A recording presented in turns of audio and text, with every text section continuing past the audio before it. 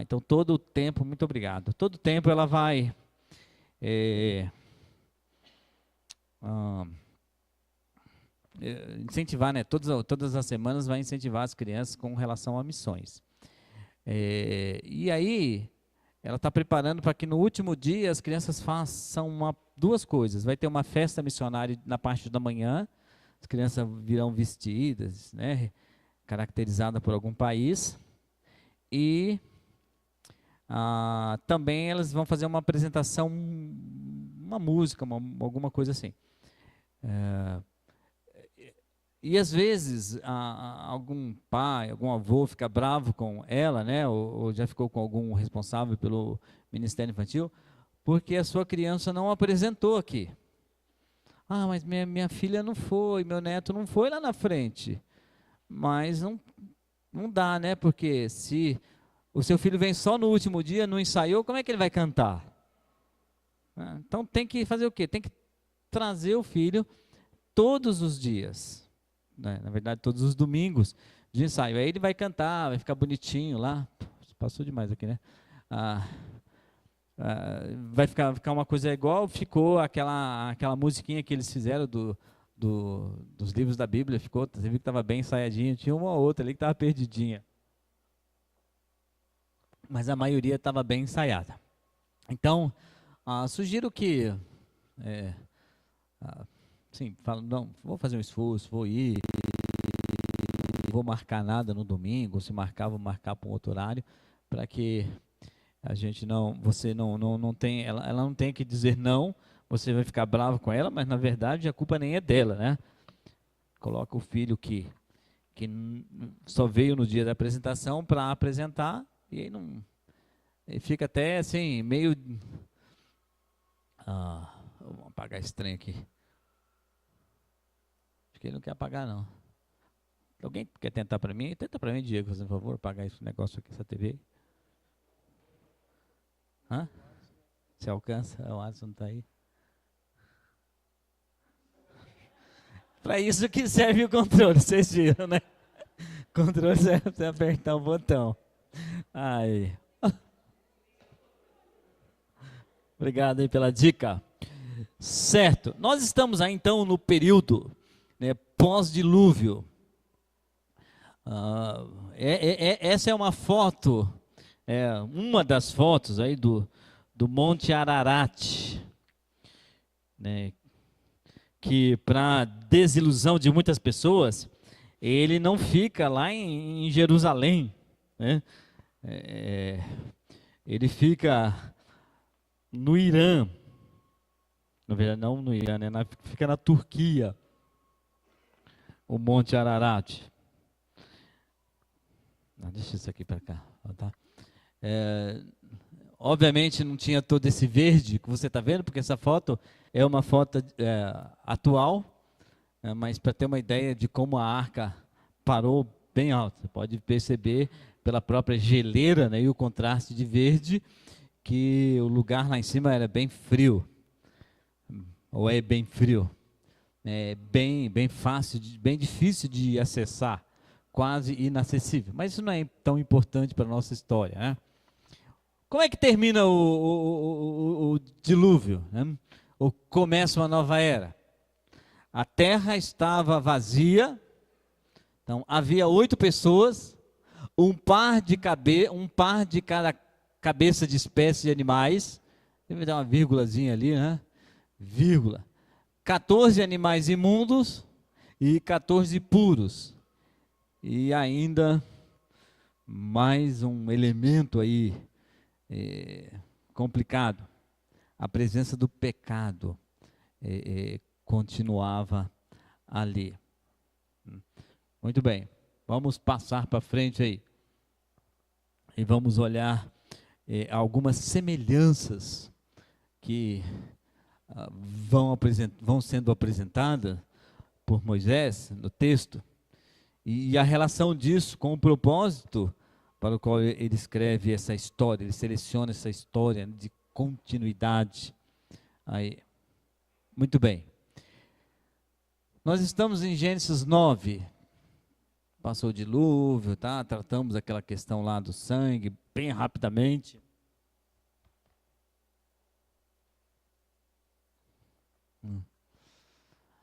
Ok, vou ler aí. E tenta lembrar de alguma coisa que já foi pensada ou passada. Bebendo do vinho, embriagou-se. Está falando de Noé. Deixa isso para lá. Embriagou-se e se pôs nu dentro da sua tenda. Cã, que era um dos filhos de Noé, pai de Canaã, vendo a nudez do pai, fê-lo saber, fora a seus 2 irmãos. Então Sem e Jafé, os outros 2 filhos de Noé, tomaram uma capa, puseram-na sobre os próprios ombros, e ambos, sobre os próprios ombros de ambos, e andando de costas, rostos virados, cobriram a nudez do pai, sem que a vissem. Despertando Noé do seu vinho, da cachaçaiada, soube o que lhe fizeram o filho mais moço, e disse: Maldito seja Canaã, servo dos servos a seus irmãos, e seja servos dos servos a seus irmãos. Muito bem. O que esse relato nos lembra? Olha para o passado, não olha para o futuro agora não, olha para o passado. Por que Adão e Eva? Ok, muito bem. É uma resposta profundamente teológica e bíblica. Né?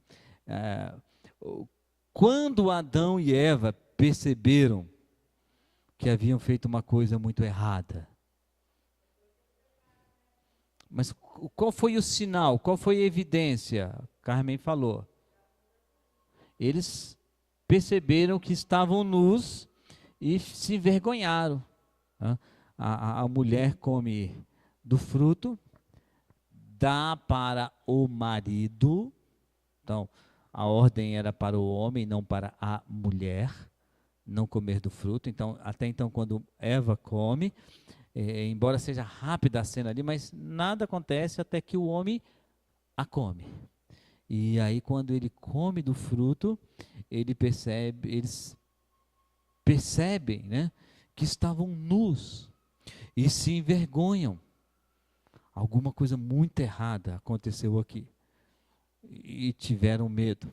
Né? Quantas vezes aparece nu aí? Nesse texto? 3 vezes. Olha só.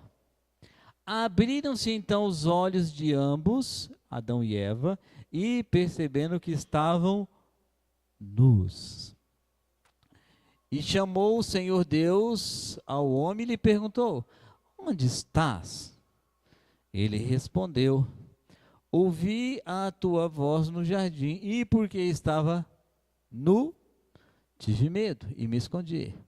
Perguntou-lhe Deus: Quem te fez saber que estavas nu? Comesse da árvore que te ordenei que não comesses? 3 vezes. E não sei, pode ser muita coincidência? Pode ser muita coincidência, mas Moisés, ao escrever, ele relata 3 vezes também a respeito da nudez. E para certificar que o problema não havia sido resolvido. Ainda assim, embora tenha eliminado praticamente toda a humanidade, restando apenas 8 pessoas, ainda assim havia uma coisa muito grave que não estava sendo tratada, né? Deixa eu botar aqui. Lógico.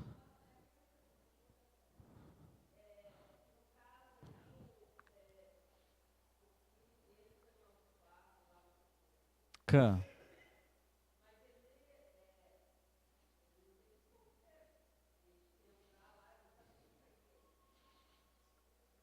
Ah, não, não, não, talvez a percepção aí do autor não era é, impor uma culpa, tá? Mas fazer um paralelo com a história lá de Adão e Eva. O que acontece após a, a, a, o pecado de Adão e Eva? O que Deus faz? Não, parecido com a história. Não, antes. Ele amaldiçoa a terra. Então, a ira de Deus, ela ela é desviada, né, para a terra e não para o homem. Para o homem é graça, tá? Então, a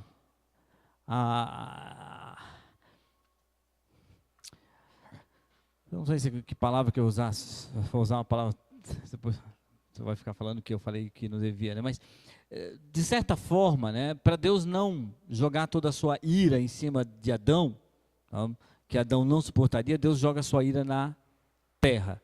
Então a terra acaba recebendo a maldição de Deus. Tá? O que acontece aqui em Cã, né, é algo assim, mais ou menos parecido. A maldição, né? O coração de Noé fica tão irado, tá? Porque o filho o viu nu, né? Tal era a vergonha, a representação. E não só isso, mas se a gente considerar um pouquinho, quando Noé sai da arca, ele parece que o problema está todo resolvido. Então, quando ele vê que não está resolvido, né, que a nudez ainda traz vergonha, então ele não tem poder de amaldiçoar a terra, mas ele amaldiçoou o seu próprio filho. Bom, eu creio que o autor está tentando fazer uma ligação ainda, para mostrar o quê? O pecado ainda permanece e as consequências dele também. Mais ou menos isso.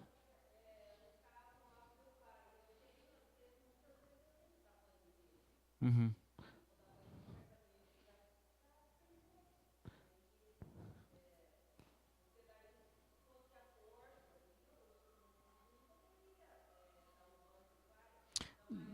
É.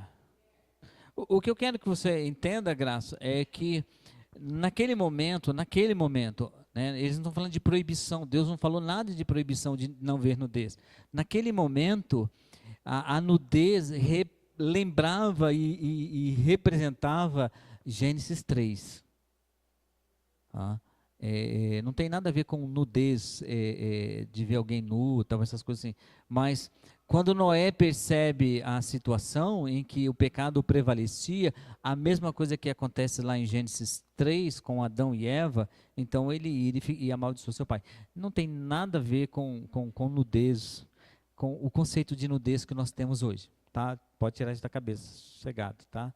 Tem nada a ver. Deixa eu deixar aqui, depois, peraí, deixa eu deixar aqui, depois eu vou lá. Rosângela. De. Uhum. Então, tá, deixa eu só falar. A questão aí não é a bebida, tá? Tira a bebida de lado. Subtrai. É a nudez. É a nudez.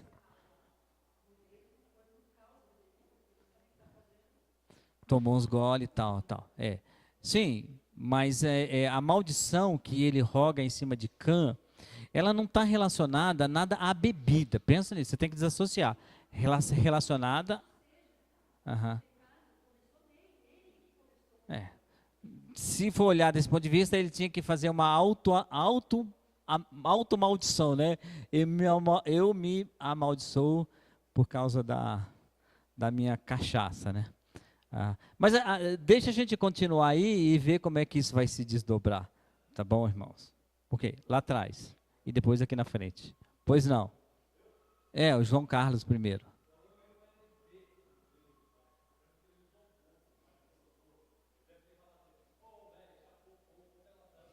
É. A gente pode levar a imaginação para isso, né? Pode. O que nós temos de pensar, irmãos, é o seguinte, olha, quero que vocês acompanhem a história antes de dar a palavra para a irmã, tá?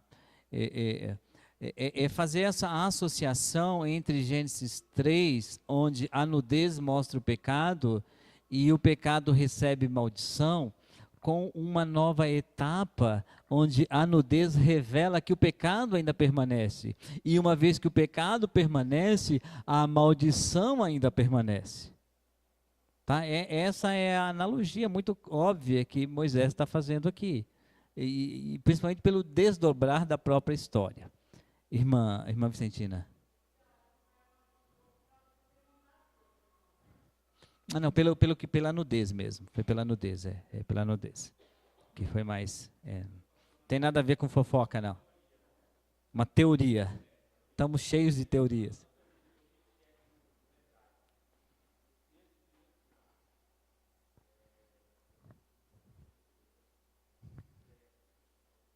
Pode ler.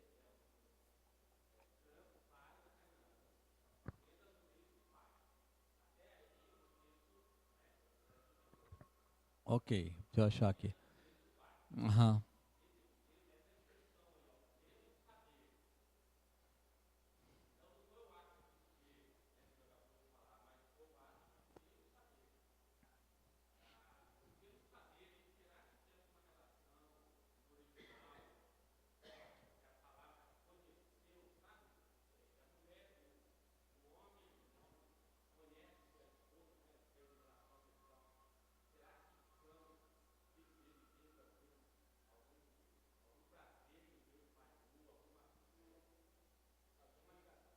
Sim, estou entendendo onde você quer chegar.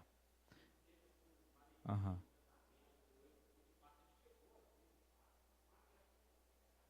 É, então, eu posso até dar uma olhada no hebraico, né? A palavra aí, não sei de qual, obviamente, né? Eu posso dar uma verificada, mas sim, também é criar muita teoria em cima de um verbo, né? O verbo fazer, tal. O verbo você sabe que o verbo para ter relação sexual no Antigo Testamento é o verbo yadá, né? Que é o verbo para conhecer. Então, aí teria que olhar, se pegar uma Bíblia hebraica para mim lá no fundo, eu posso até dar uma olhadinha aí, se minhas vistas. Ok, mas vamos olhar, então, tentar pensar nesse propósito teológico aí do autor, nessa lembrança de que o problema não havia sido resolvido e quando ainda há o pecado, há a maldição sobre a esfera humana. E aí o infeliz do Cã que recebeu a pancada. Porque ele fez isso, porque ele recebeu? Só Jesus sabe, né? Isso. Poderia ser Sem, poderia ser Jafé, enfim. Muito bem, essa parte nós lidamos. Então, o resultado disso é o quê? O elemento que causava morte havia entrado naquela arca e desembarcou junto com toda a família, ao perceber a nudez. Então, Moisés, Noé, ele percebe que ele ia morrer. Então, por quê? Porque a vergonha do pecado estava presente ali. Lembram lá em Gênesis 2, é prometido ao homem a vida eterna. Ele perde o acesso à vida eterna quando ele experimenta da árvore do conhecimento do bem e do mal. E aí todo mundo anelava, né, tinha um desejo muito grande de quê? De que esse problema fosse resolvido.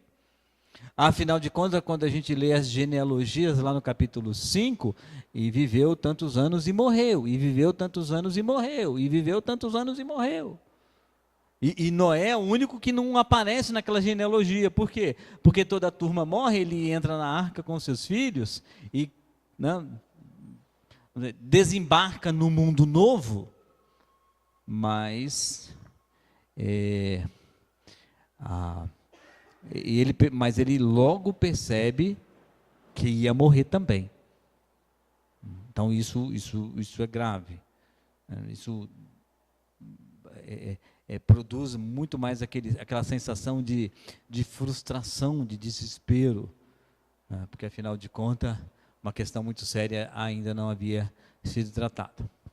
Muito bem. Então nós temos um problema que começa lá em Gênesis 3, ele vem embora e continua ali no novo mundo, né, com Noé e sua família, que é o problema do pecado, o problema do mal.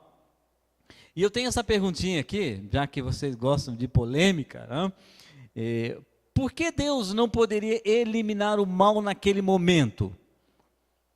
Então, Deus não matou quase toda a humanidade? Vamos resolver esse problema agora, do mal. O problema, quando eu falo problema do mal, eu estou me referindo ao problema do pecado. Por que Deus não poderia resolver?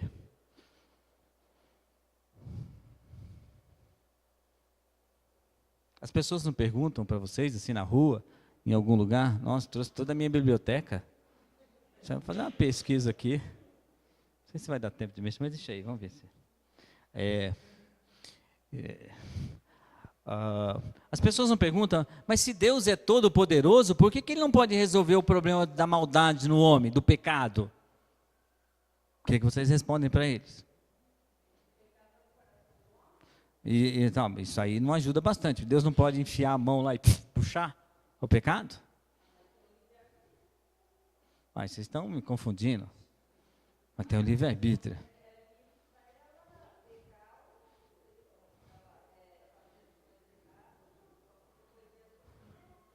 Não, mas vamos supor, Deus não poderia tirar isso de nós? Esse pecado? Já deu opção lá e o homem não foi? Mas resolve depois. Já que não deu certo, por que vamos lá, Gênesis 9 é tudo novo, a terra está bonitinha, né? Bem irrigada, vai nascer bastante coisa. Tira isso daí, deixa lá, afoga isso junto com, sei lá, os milhões de pessoas que foram no dilúvio. Pois não, Carmen?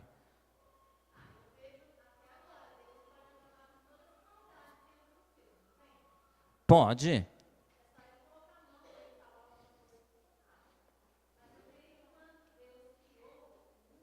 Certo. Certo. Vamos lá.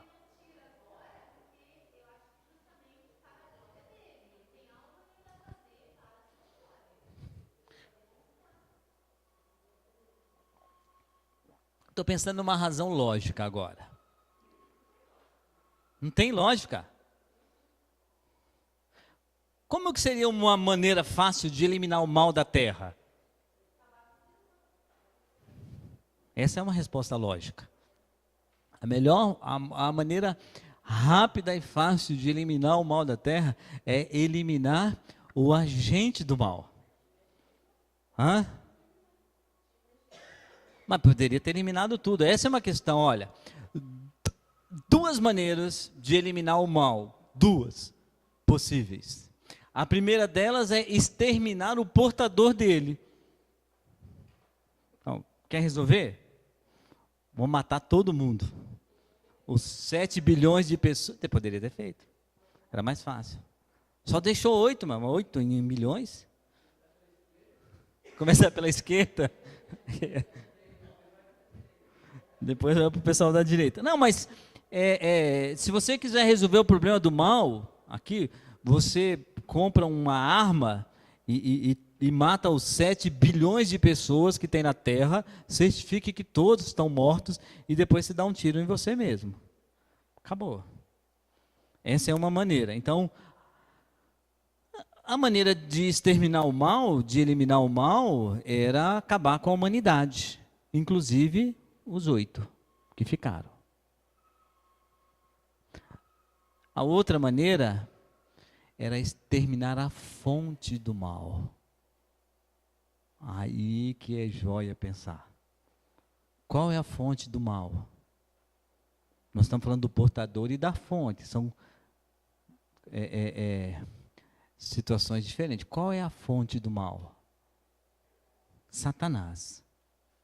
Ele é a fonte do mal. Ele que dissemina através da humanidade o mal sobre essa terra. Muito bem. Deixa eu ver se eu botei a pergunta. Qual foi a escolha divina?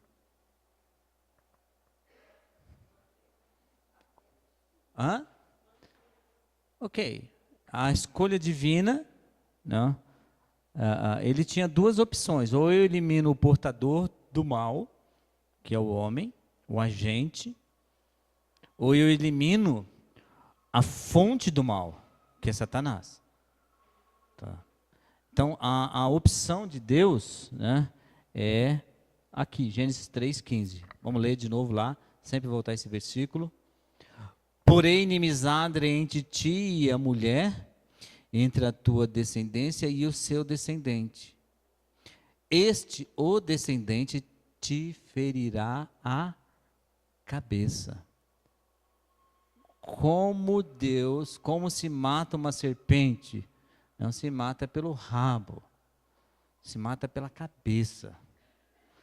Então, a forma que Deus planejou no seu eterno desígnio era eliminar a fonte do mal, não o portador do mal. Então, eliminar Satanás, que é a fonte, e não o homem, que é o condutor, o portador, e tu lhe ferirás o calcanhar. Então, você tem morte e morte aqui. Morte de Satanás, mas morte também do descendente. Essa era a forma, isso é graça de Deus, irmãos. Sabe por quê? Deus teria muito menos problemas se ele dissesse, vamos imaginar que tivesse 1 milhão de pessoas na época de Noé. 1 milhão de pessoas e mais 8, não fazia muita diferença, não. Mas Deus decide manter a humanidade, ser gracioso para com o portador do pecado e planeja então eliminar a fonte do mal, a fonte do pecado. Então o descendente da mulher teria de obrigatoriamente morrer, ser ferido pela serpente para trazer restauração à criação divina, né, que é eliminar a fonte primária do mal, que é a serpente. E aí nós sabemos que, já estamos chegando lá no nosso capítulo 11 quase, somente a descendência de Sete havia sobrevivido. Então, a partir daí, Deus vai promover a eliminação. Hoje nós temos essa visão clara de que isso começa com a morte e ressurreição de Cristo, irmãos. Ainda não está completa a obra da redenção. Você vai me perguntar por quê? Porque Deus quis assim. É a resposta bem simplista que eu vou dar. Deus quis assim. Começou ali a morte e ressurreição de Jesus Cristo, então a morte do descendente, a ressurreição dele depois, e aí 1 Coríntios capítulo 15, Paulo vai mostrar quais são as consequências para Satanás, né, a respeito da ressurreição do nosso Senhor Jesus Cristo. Bom, mas somente a descendência de Sete. Então vamos olhar lá, acompanhar, isso é importante. Olha, Adão, Sete, Enos, Cainã, Malalel, Jared, Enoque, Metusalém, Lameque, termina em Noé. Bom, daqui para trás, né, todos os descendentes desses camaradas aqui também, tá? Eles não tiveram só esses filhos, tiveram outros filhos, tá? Esses são os cabeças da família, e aí para em Noé, ok? Tá bom?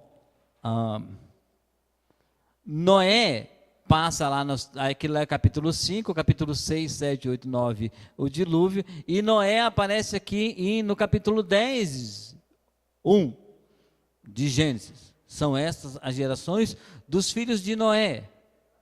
Tá? Sem, Cã e Jafé. Né? E nasceram-lhes, né, dos 3 filhos depois do dilúvio. Então, a terra, na verdade, continua, mas o autor faz questão de separar esses 3 aí.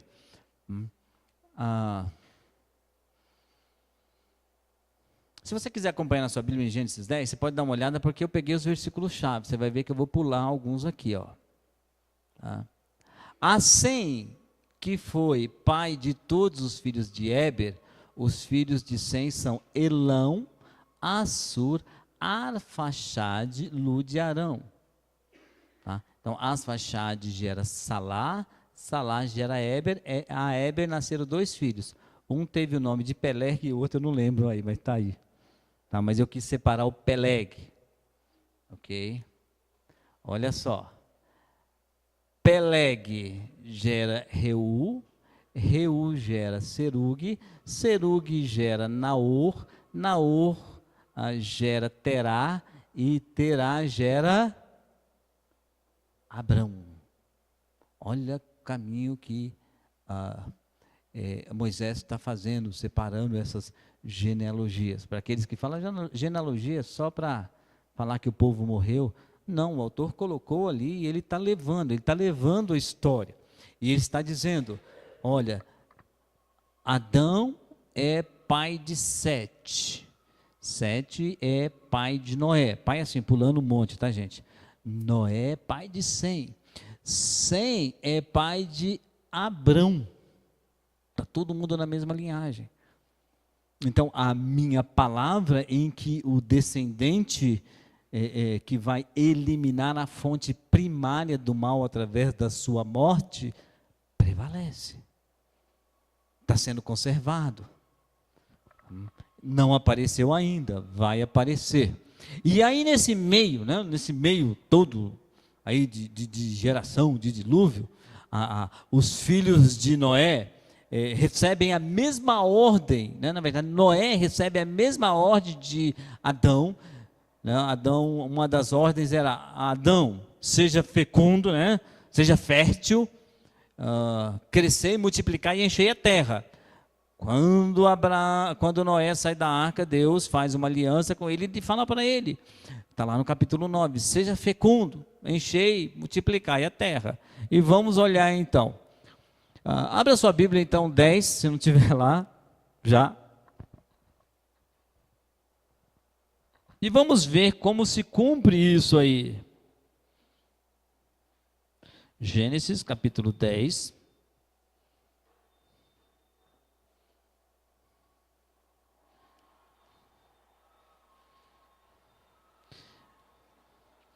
Versículo 2, né?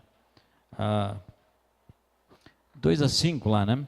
Os filhos de Jafé são Gomer, Magog, Madai, Javã, Tubal, Meseque e Tiras. Os filhos de Gomer são Askenaz, Rifate, Togarma. Versículo 5, eles repartiram entre si as ilhas das nações nas suas terras, cada qual segundo a sua língua, segundo as suas famílias.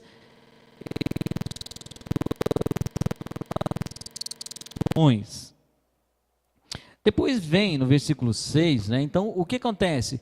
Eles descem, né, do Ararat, eles não ficaram lá em cima pendurados no morro, né, no monte, eles descem, e essa turma de Cã, né, de Jafé, na verdade, é o primeiro aí, né, são os filhos de Jafé, eles vão para aquilo que chamam de Ocidente, eles vão, assim, do nosso ponto de vista, para trás do monte. Mas eles cumprem, eles se espalham pela terra, a ordem foi dada. Os descendentes de Cã, versículos 6 até 20, não vamos ler todos, né? Mas depois eu vou chamar a atenção a alguns, né? Os filhos de Cã, Cuxi, Misraim, Puti e Canã. Olha só o versículo 8. Cuxi gerou a Nimrod, o qual começou a ser poderoso na terra. Foi valente caçador diante do Senhor, daí dizer-se como Nimrod, poderoso caçador diante do Senhor. Isso é um trocadilho aí, um dito, né? Mas olha só, daquela terra, o princípio do seu reino foi Babel, Eric, Acade, Cauné, na terra de Siná. Daquela terra saiu ele para a Síria, edificou Nínive, Rebote, Ir e Calá. Então o que a gente percebe aqui? Que os filhos de Cã, embora Cã fosse amaldiçoado, eles também se espalham pela terra. Tá? Vamos para o terceiro, aí, o descendente, a descendência que tem uma importância para nós, né? Os descendentes de Sem. Se você já ouviu aquela expressão semita ou antissemita, a expressão saiu exatamente daí. Tá? De Sem saem os chamados hebreus. Dos hebreus saem os judeus, e aí por aí vai. Versículo 21. A Sem, que foi pai de todos os filhos de Éber e irmão mais velho de Jafé, também lhe nasceram filhos. Então está aí a relação dos filhos dele, tá? Todos.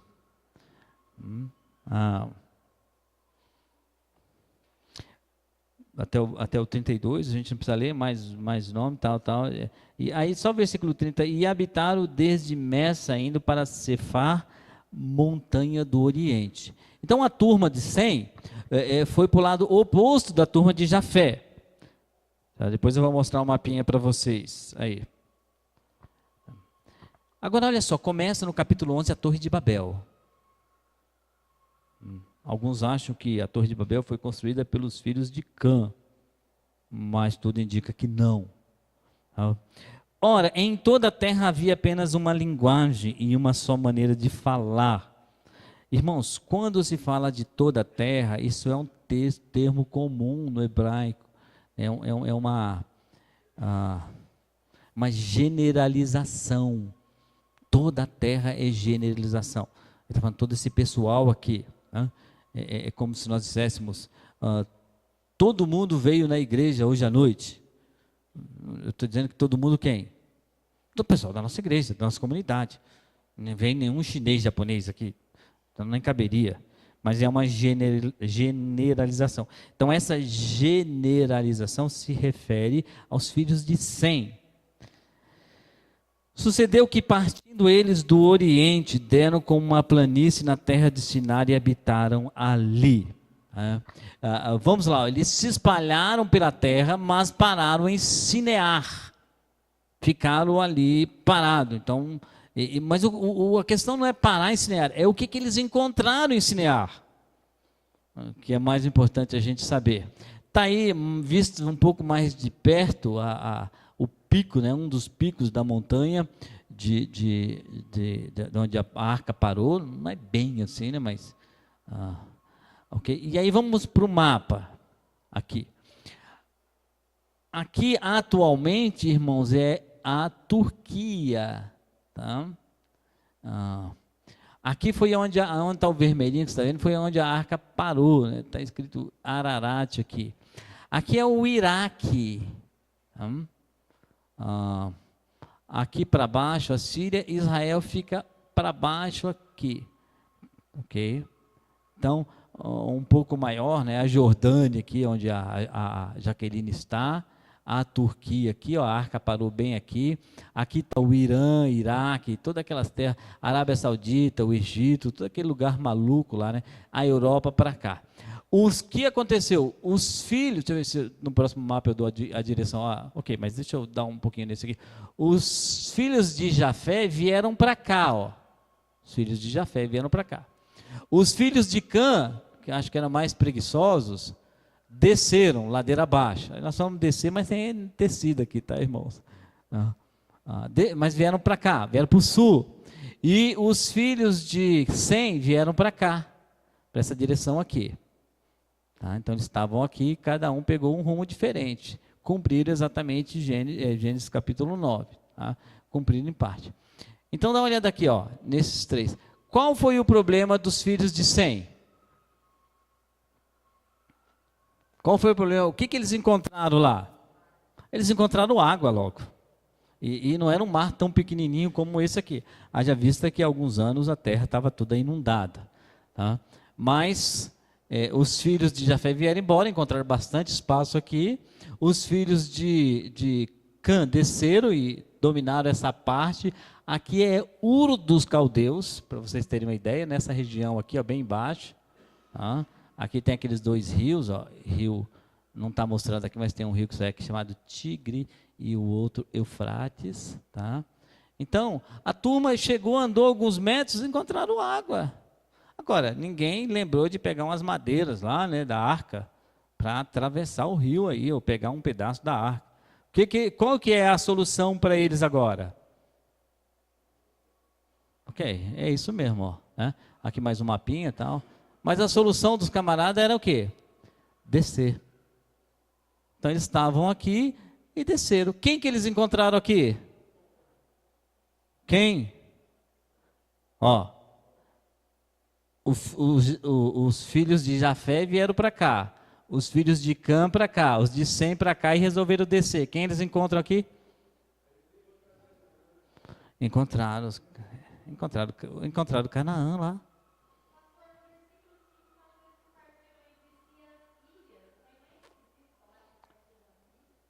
Não é, porque tem eles, você está falando do problema de ter ilhas ou não? Não, partiram as ilhas, dividiram. O que te chama a atenção? Tá, mas não sei o que está te chamando a atenção. Aqui? Não, aqui você não vê. Nós não temos um mapa. Mas o que tinha acabado de acontecer? Dilúvio. Então, a parte baixa ainda estava coberta de água. Ainda tinha bastante água lá rolando. Tanto que eu acho que essa água está aparecendo aqui, mas esse é um mapa atual. Mas quando a turma que veio para cá, para essa direção, eles deram uma meia dúzia de passos. Falaram, gente, só tem água aqui, não tem para onde a gente ir. Bom, vamos fazer o seguinte, vamos descer, meu.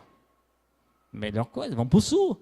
Quando eles chegam no sul, aí eles têm uma questão, eles encontram a turma de Cã. E aí entra realmente, aí era a terra dos canitas, e aí realmente entra um problema, que eu quero chamar a sua atenção. Olha para Gênesis 10, 8 e 9, e vê se vocês acham alguma semelhança aí. Gênesis 10, 8 e 9. Acabei de ler, mas é bom ler de novo, né?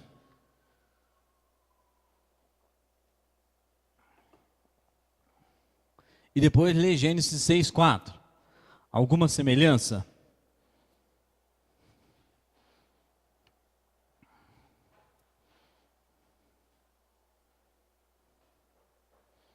O que acontece entre os dois textos aí?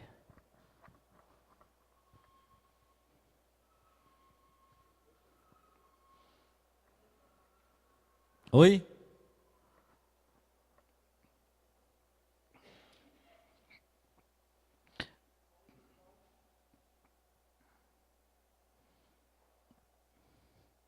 Seis, 4.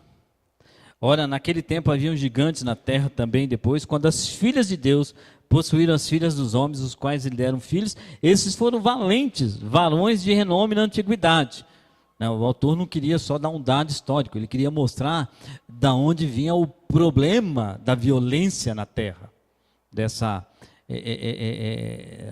desse encontro de duas famílias, né? Família de Caim e família de Sete, é o que estava produzindo. Quando chega lá no 10, 8 e 9, você tem um camarada que ele é um caçador diante de Deus. Agora, irmãos, ele não era assim, esse texto, né, não é um texto positivo, o cara era valentão. Parece que era um cara meio contra Deus e os seus propósitos. É possível que a expressão caçador tenha a ver até com violência contra o próprio ser humano. Então parece que a história está se repetindo aí.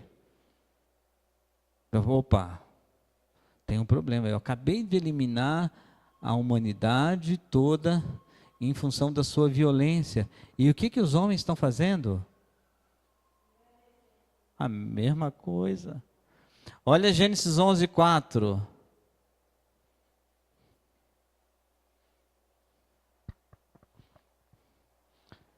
Disseram, vinde, edifiquemos para nós uma cidade e uma torre cujo topo chega até os céus, e tornemos célebre o nosso nome, para que não sejamos espalhados por toda a terra. O versículo 6, 4 era também é apontado um problema. Varões de renome, né? Homens famosos, não porque eles eram espirituais, mas porque eles eram violentos. Então, a história, ela vai... Não, Moisés faz questão de selecionar os eventos da história para mostrar que há um problema muito sério no próprio coração, na inclinação do próprio homem, e que precisa ser, de alguma forma, tratado e lidado. Então, eu pergunto claramente aí, né, algo que está se repetindo na história. Vamos olhar de novo Gênesis 11:6 e comparar com 6:5.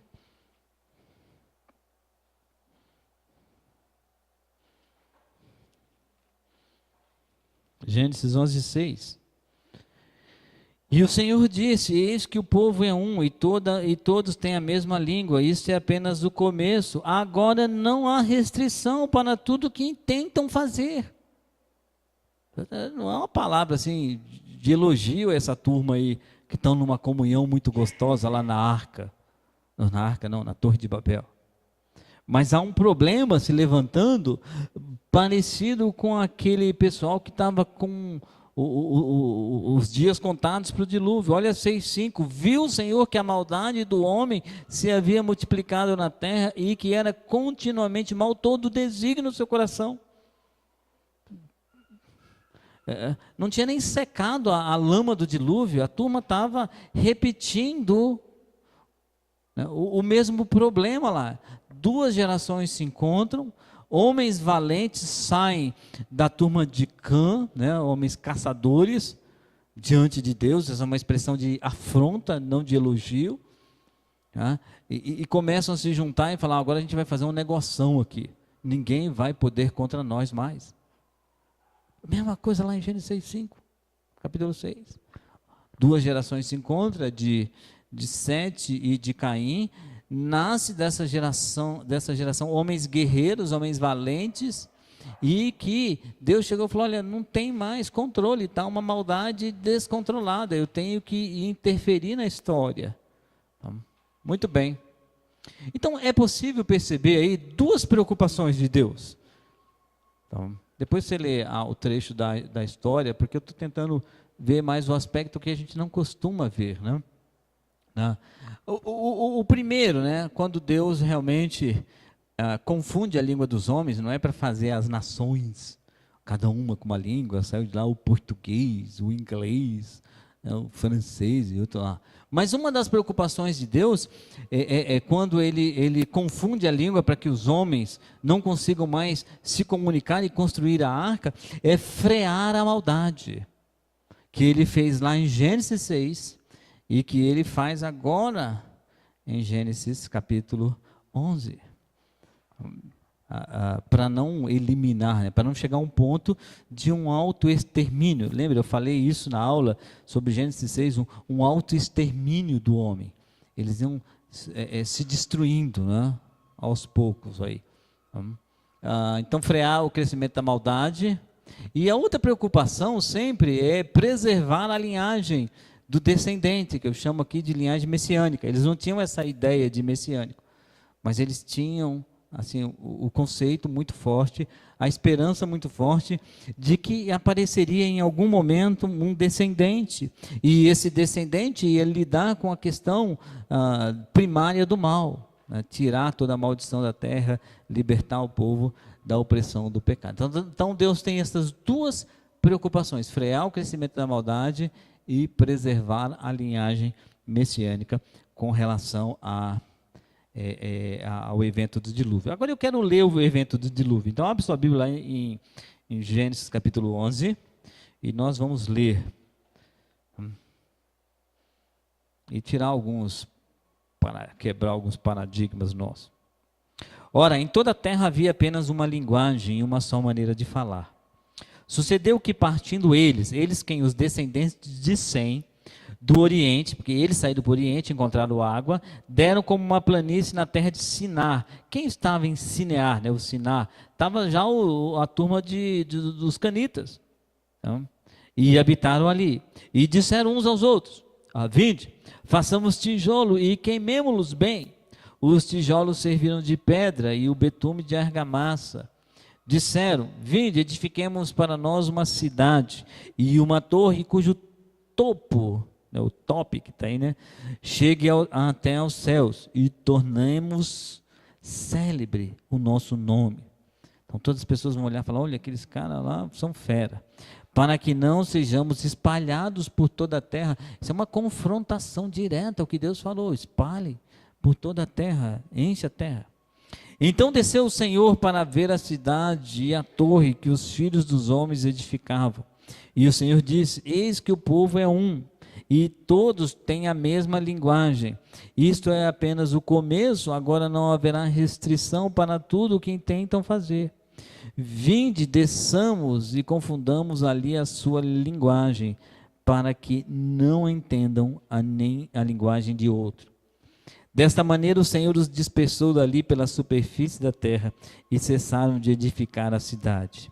Chamou-se-lhe, pois, o nome de Babel, porque ali confundiu o Senhor a linguagem de toda a terra, e dali o Senhor dispersou por toda a superfície dela. Não? E aí ele volta a falar da geração de Sem novamente, para você ter uma ideia, porque ele vai chegar em Abraão agora. Vai ser mais específico com uma pessoa. Mas muito bem, algumas coisas que nós temos na cabeça, só para a gente tirar e não deixar voltar mais, que a gente aprende, e talvez nós como instrutores somos culpados por isso. Uma das coisas é que o pessoal fala: mas como é que a turma construiu uma torre tão grande lá? Sem trator, sem empilhadeira, sem guindaste. Não é verdade? Não é uma pergunta? Você não fez essa pergunta? Já fez nada, não. Mas já mostrou a figurinha de uma torre lá para os seus alunos, né? A pergunta não é essa. A pergunta é: eles construíram a torre? Eles queriam construir, mas não construíram a torre. Bom, pelo menos o texto fala que não. Eles cessaram. Né? Pode até ter começado, mas ninguém sabe a que tamanho ela foi. E se eles iam chegar onde eles queriam chegar, 100, 200 metros, 300, 400, 1 quilômetro de altura. Mas é interessante, porque eu já fiz figurinha assim de EBD, de Escola Bíblica Dominical, que a torre está lá numa nuvem, a ponta dela. Mas o texto não diz isso. O texto deles que eles quiseram construir, até começaram, mas eu só, peraí, deixa eu parar com esse negócio aqui. Eles não tinham, né? Não, rapidinho.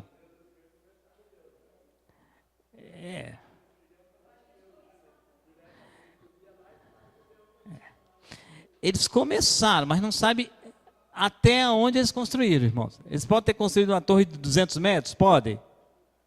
Podem. Mas pode ter construído de 1 metro? Pode. Não sabe. Então, perguntar como construiu, que estrutura que eles fizeram para chegar a 300 metros, mas aonde eu tirei 300 metros? Ou 400, ou 500?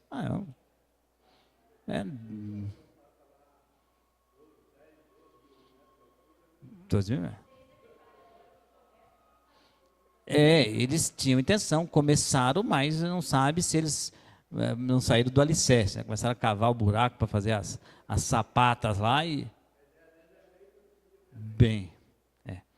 E a noção deles de altura também, irmãos, é diferente da nossa. Mesmo assim, uma das coisas que a gente tem que entender é que eles começaram, mas ninguém sabe até que ponto eles chegaram. Uma outra coisa que sempre a gente aprende na IBD, não sei se os professores ensinam isso, espero que não. Daí surgiram todas as línguas, o inglês, o francês, o hebraico. O hebraico não tinha ainda, não. O espanhol, né? O catalão, e por aí vai. Todas 7 mil e tantas línguas existem no mundo hoje. Não é verdade isso, irmão. Não é verdade. Tá? As línguas, elas têm os seus troncos, né? Elas vão... Quem poderia falar isso muito melhor do que eu é o Éder, né? Especialista em línguas. Mas não foi para esse propósito que Deus confundiu a língua dos homens, para que tivesse várias nações. Ele construiu porque a intenção do coração desses homens era ruim, e eles iam se tornar iguais a Gênesis 6. E aí nós temos um problema, essa autodestruição, essa matança, essa violência, ela poderia eliminar o quê? Um dos propósitos de Deus, a preservação da linhagem messiânica.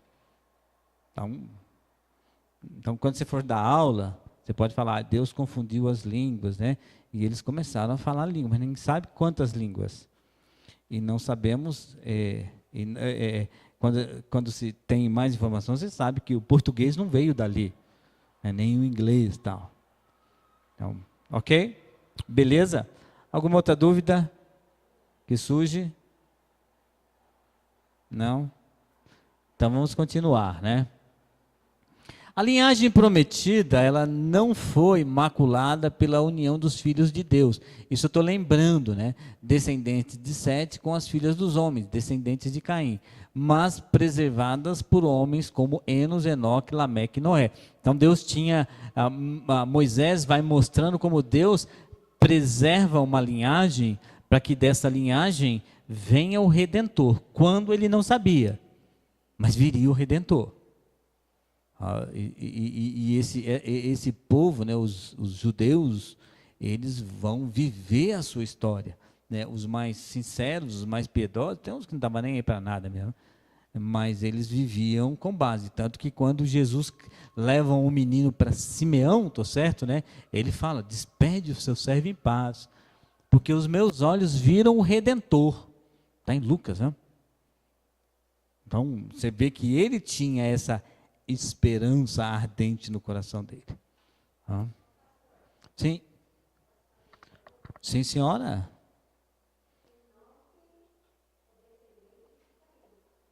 Não. São dois Enoques. Esse não, esse Enoque é descendente de Enos. Foi. Sim.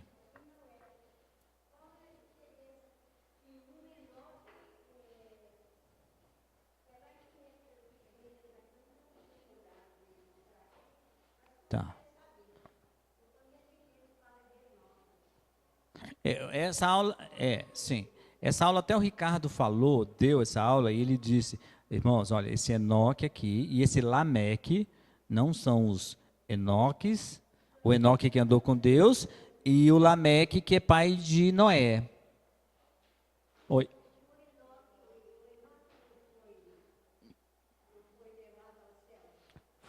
Foi, Deus tomou para si.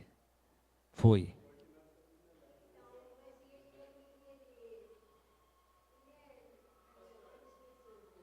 Só um minutinho.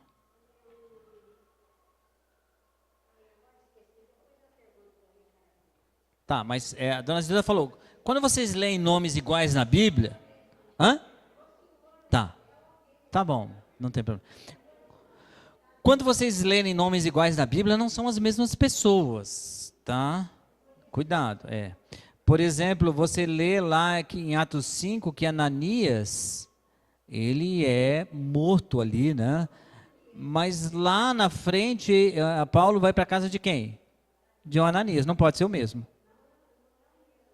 Então, nomes iguais não significa, porque senão eu estou frito. Ô José, tem quantos José aqui? José, não sei se é José Messias. Ok, Diego.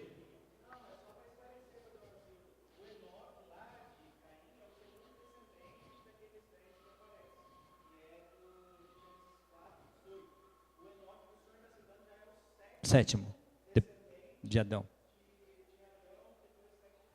Uhum.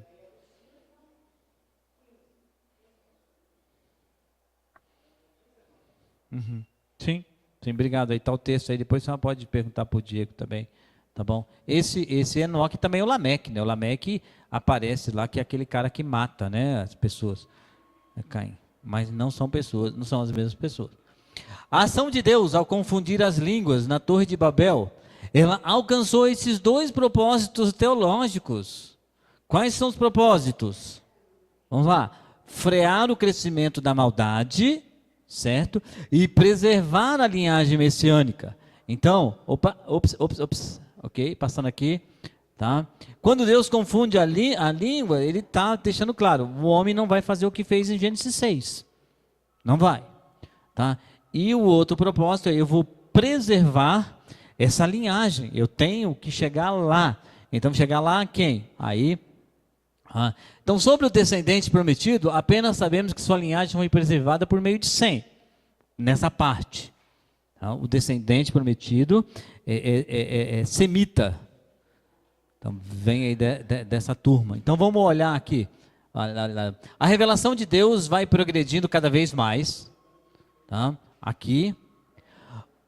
Muitas informações sobre o descendente que traria a redenção vai aparecer na saga, na história de Abraão, que aí o Ricardo vai pegar semana que vem com vocês aí, tá? Porque olha só, vamos lembrar, Adão, 7 anos e vai embora, certo? Parou em quem? Noé. Em Noé, tá? E Noé, ó, esse nos consolará dos nossos trabalhos e fadigas nessa terra que Deus amaldiçoou. Então ele é assim, um tipo, né? Mas ele não foi, porque vocês mesmos responderam, né? Com a minha ajuda, lógico. O descendente tem que morrer trazendo redenção. Noé morreu de idade, tá? Noé está aqui como descendente de Adão e de Sete, e Noé vem para cá em Gênesis 10:1. Tem 3 filhos, ok? Né? Aí Sem entra no destaque, tá? Das 3 genealogias, passa aqui todo mundo e termina em Peleg. Tá? Peleg vem embora, tá? Tem filhos, tal, essas coisas todas, são os cabeças da genealogia, e olha onde ele para, Abrão. Tá? Então, o autor está pegando a história, e a história da Torre de Babel entra nesse meio, né, para deixar muito claro para a turma. Deus vai frear a maldade no coração do homem, e Deus também vai preservar uma linhagem, para que através dessa linhagem venha o nosso Redentor. Tá? Ok? Então, na semana que vem, nós vamos, com o Ricardo, ele vai tratar da história e de aspectos da vida de Abraão, tá? Que vão ampliar a nossa visão. Porque agora, olha só, o que Deus faz? Né? Deus vai afunilar, né? Na verdade não Deus, né? Mas Moisés vai pegar o aspecto agora da vida de uma família comum e um filho comum, e vai gastar um tempo grande, né? Toda a história de Abraão, dando detalhes, mostrando como é que essa redenção vai desenvolver. E qual é a relação disso depois com os filhos o pessoal que está lá no deserto, a turma lá, tá bom? E aí nós temos essa jornada aí de mais alguns meses aí no livro do Gênesis. Mas é importante, se nós entendemos bem um livro como Gênesis, o que o autor queria não era só dar umas historinhas para a gente achar como o mundo foi, mas entender o propósito aí, principalmente o propósito da preservação da linhagem messiânica, aí nós conseguimos entender até Cristo, sem dúvida alguma. Tá certo?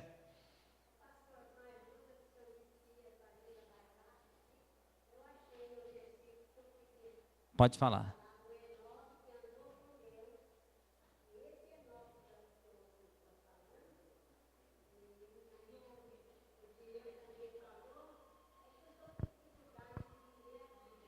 Uhum. Uhum. Ah, tá.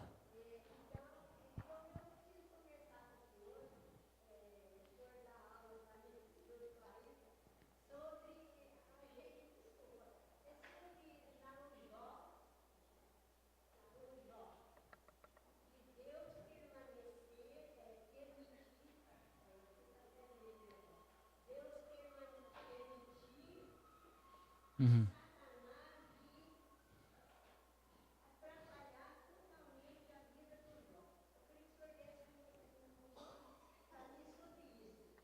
Tá, dona Zilda, eu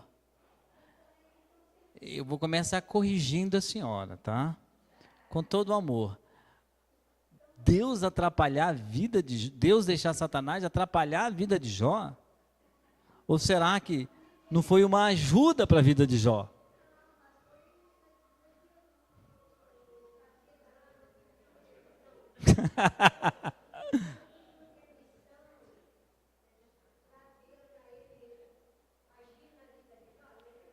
Permitiu, mas por que a senhora acha que atrapalhou a vida de Jó? É a minha pergunta.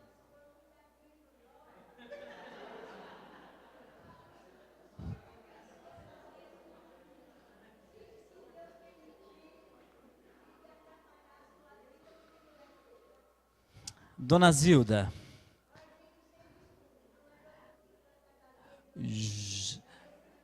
eu sugiro sempre que você, antes de ler o meio de Jó, o meio, o corpo, né, que é uma leitura cansativa, chata, extensa, com frases sem conexão nenhuma, aparentemente. Mas eu sugiro que você leia o capítulo 1 e o capítulo 2 e leia o capítulo 42. Então, quando chega lá no capítulo 42, ele fala, olha só, eu conheci o Senhor só de ouvir falar, agora meus olhos te veem, que é melhor. Satanás não atrapalhou, dona Zilda, Satanás ajudou Jó. Satanás foi uma bênção na vida de Jó.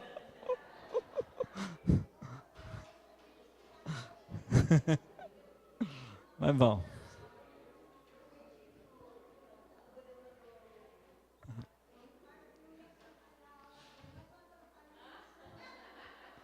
Tá bom, mas vai para casa pensando que Satanás não atrapalhou em nada, só ajudou. Tá bom? Tá bom. Vamos orar e aí estamos encerrados. Muito obrigado por sua. Pai de graça e misericórdia, muito obrigado por tantas bênçãos sobre nossas vidas.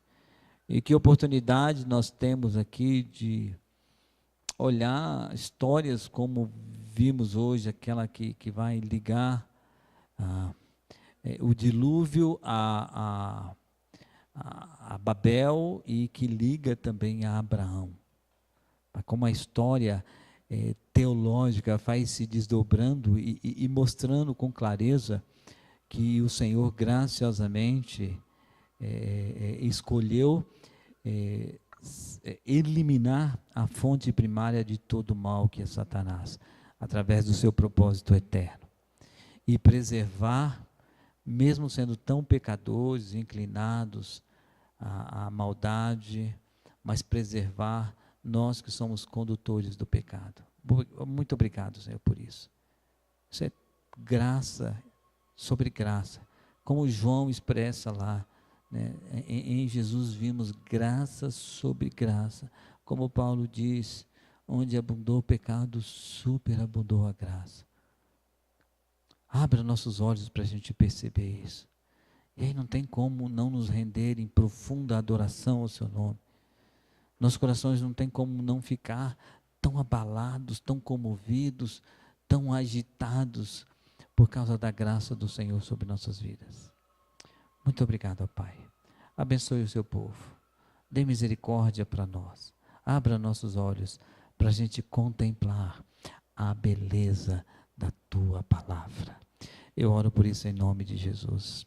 Amém, Pai. Um bom dia para todos vocês. Deus os abençoe na graça de Cristo.